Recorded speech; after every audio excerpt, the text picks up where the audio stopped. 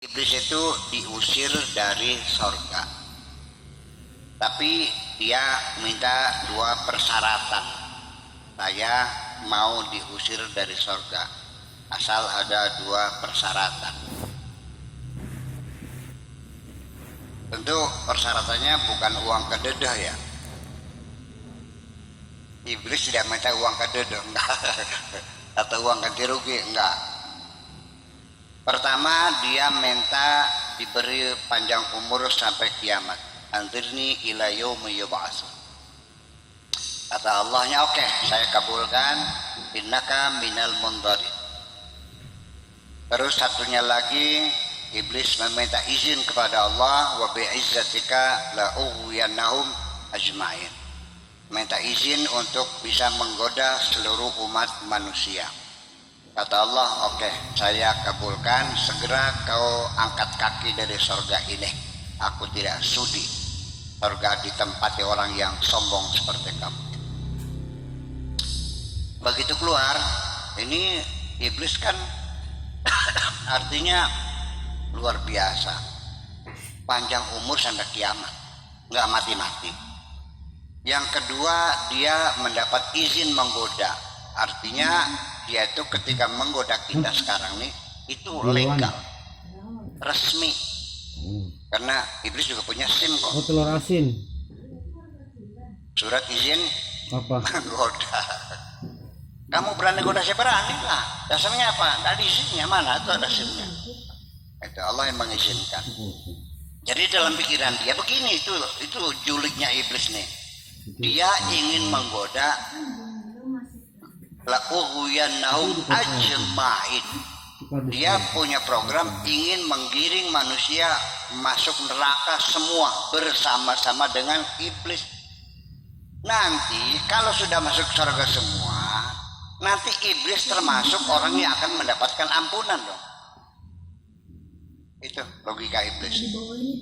Tetapi ketika iblis sedang bertolak pinggang sambil bersiul-siul karena dia yakin manusia masuk neraka semuanya, kata Allah, tar dulu iblis, memang aku izinkan kamu goda seluruh manusia, silakan, tetapi nanti ketika manusia itu sadar lalu merasa menyesal dan minta ampunan kepadaku, pasti akan kuampuni semua.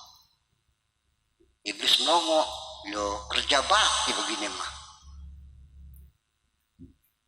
Dari situlah maka iblis merubah strateginya, tidak sampai kepada menggoda manusia bermaksiat, tapi bagaimana supaya manusia jangan bertobat.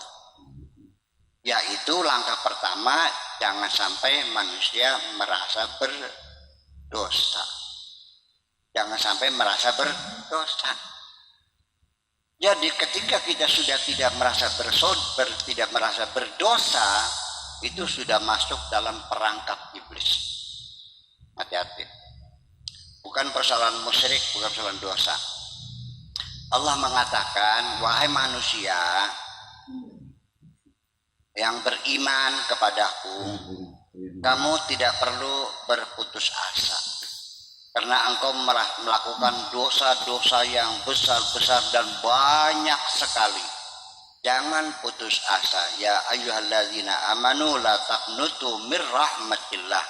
Jangan putus asa dari rahmat Allah. Innallaha yaghfiru dzunuba jami'a.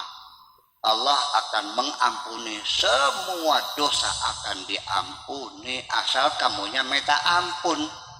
Cocok kok. Kalau musyrik gimana?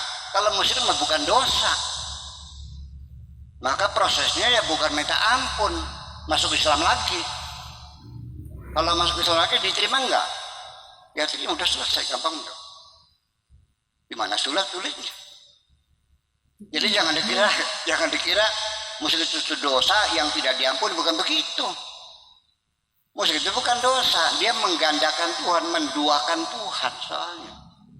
Bukan orang musyrik itu membunuh tidak, mencuri tidak, korupsi tidak, berselingkuh tidak, berzina tidak kok. Dia hanya menduakan Tuhan. Jadi sampai sekarang belum ada KUHP yang mengatur menduakan Tuhan hukumannya berapa itu nggak ada. Betul nggak? Sok pasal berapa? Ya nggak ada. Dan itu menduakan Tuhan. Jadi gimana? Ya bukan bertobat. Kamu kembali baca syahadat lagi dan selesai. Diterima nggak? Ya diterima. Nah itulah makanya kemudian persoalan tentang syirik ya. Kalau syirik mah tidak begini. Syirik itu ada dua macam ya. Ada syirik khafi, ada syirik jali. Kalau syirik jali, syirik yang kelihatan. Kalau syirik khafi, syirik yang tersembunyi. Kalau syirik yang kelihatan, syirik jali itu gampang. Kelihatannya nyembah berhala, kan gitu. Kemudian ngebungkus pohon besar dengan kain putih, ya kan gitu. Terus goyang-goyang nisannya kuburan suaminya. Yang seperti itulah. Dan nggak banyak sifatnya. Tetapi harus diketahui pula, orang yang menyembah berhala pun ketika ditanya, kenapa ini berhala? Mereka mengatakan, wa ma na'buduhum, kami tidak menyembah berhala kok. Walakin liyuqarribuna ilallahi zulfa. Ya, wa ma na'buduhum illa liyuqarribuna ilallahi zulfa. Kami tidak menyembah berhala. Itu hanya mediator saja untuk mendekatkan diri kepada Allah, itu aja kok. Itu namanya orang hunafa, artinya orang yang yakin kepada ketuhanan yang Maha Esa, tapi mereka ikut-ikutan menyembah berhala. Itu hunafa yang ada di Mekah pada waktu itu. Nah, kalau yang syirik yang khafi, ya setiap hari kita melakukannya. Lalu syirik nggak? Ya syirik. Kenapa khafi? Ya karena nggak terasa, nggak bisa dilihat. Seperti ada orang bahkan dia berbuat baik, sodako 500 juta untuk bangun masjid. Setelah jadi dia ngomong, lamun teu aya aing mah moal jadi ieu teh. Nutrisi kulit dengan body serum baru dari Marina. Hand body lotion nomor 1 di Indonesia. Marina Natural Nutri Serum. 30 kali antioksidan serum dari vitamin C, D3, E, dan oat. Kulit glowing ternutrisi, terlindungi. Marina Natural Nutri Serum.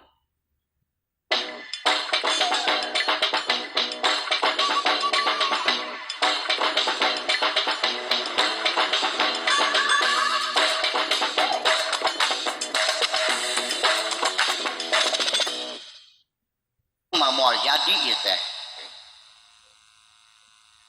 Apa tuh? Kalau nggak ada gue, nggak bakal jadi. Saya bilang, Bung, yang menentukan jadi itu Allah, bukan kamu kok. Ya enggak, saya dong. Ya Allah, ada yang sekalipun ada Allah, kalau saya nggak ada nggak bakal jadi. Berarti lamun saya aing moal jadi teh berarti dia menganggap dirinya lebih menentukan dari Tuhan. Musyrik enggak?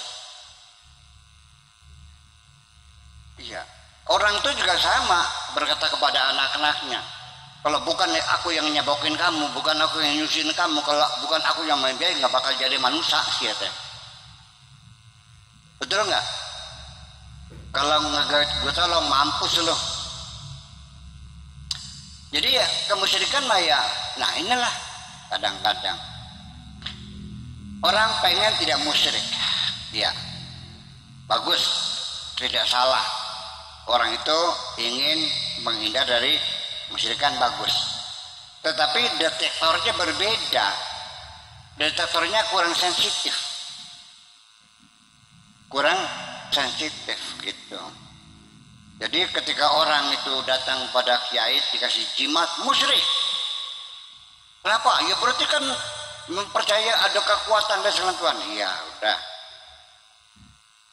Ternyata yang membuat kita musyrik itu bukan jimat, lebih efektif uang kok. Percaya nggak? Ibu-ibu pergi ke supermarket kira-kira bawa uang 50.000, tujuannya hanya beli softtek. Tahu jalannya Pak, nunduk jalannya. Nggak tengok, nggak, nunduk aja. Terus langsung ambil, bayar udah. Tapi begitu bawa uangnya 1 tas, tahu jalannya kemana? Ditengok semuanya.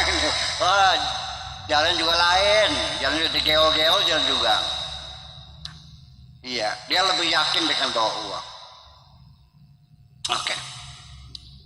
Ada tentara dikirim ke Timur Leste. Meta sama kiai dikasih jimat anti tembak, oke? Sama satu lagi polisi dikasih pistol.